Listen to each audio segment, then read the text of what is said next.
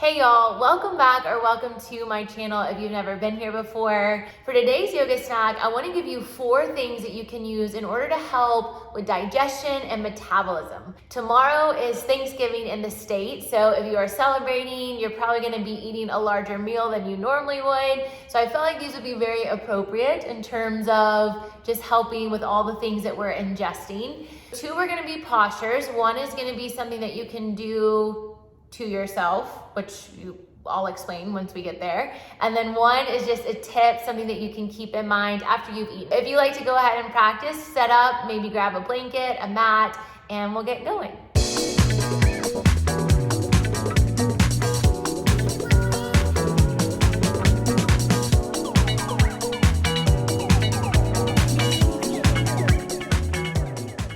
The first 2 things, like I said, they're gonna be postures. So you're gonna lay down on your back. You're gonna start by hugging the right knee in. If it feels okay on the back, you can keep the left leg extended. You can always bend that left knee if that feels better. But the focus of this is to bring the right knee to the outside of that right rib cage, finding compression here, so it's as if you're massaging the ascending colon. So this can be really helpful, again, with digestion and metabolism.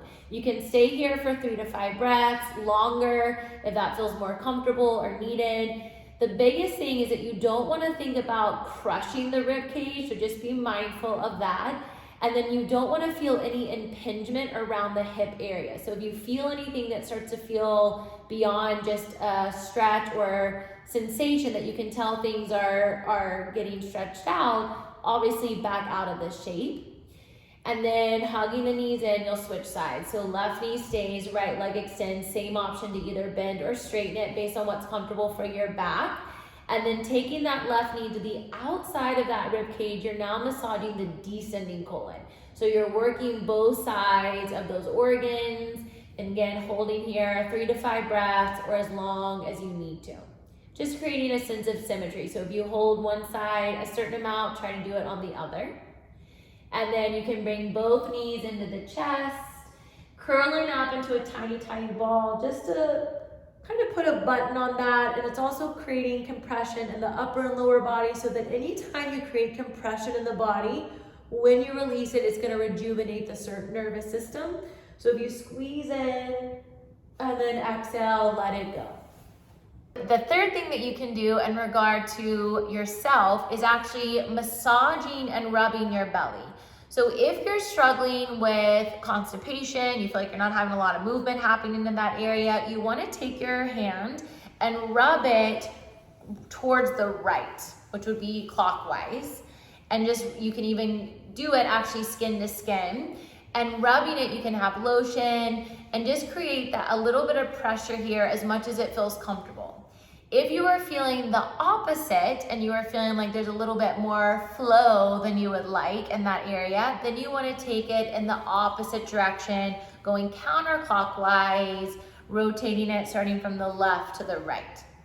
And again, doing this as many minutes as you feel like it's needed. It can also just feel really nice because you're just giving yourself a little TLC. But as I said, you can do it directly on the skin, maybe using some coconut oil or lotion, and then a little bit of pressure there just to create some connection to that space. The 4th thing that you can do is just a tip that when you get done eating, go and move your body. So even if it's just walking outside for 10 minutes, maybe dancing a little bit, just something that you can do. If you've got a dog, walk your dog. Movement can really help so that your blood sugar, those glucose spikes, aren't literally going so high and then crashing so low. When you move after you've eaten, it just can help let the digestion process be a little bit more smooth and seamless in terms of not having so much of these highs and lows when we eat in our blood sugar, because what happens is we get this burst of energy and then we have that crash. So just keep that in mind. Anytime you have a big meal, especially tomorrow again, Thanksgiving, if you're celebrating, think about creating a little bit of movement and see if that helps mitigate maybe some of that overfull feeling that we sometimes can get, especially around the holidays when we tend to eat a little bit more than we normally would. I hope you have a wonderful Thanksgiving if you are celebrating. As always, any questions, please reach out, and I'll see you next time.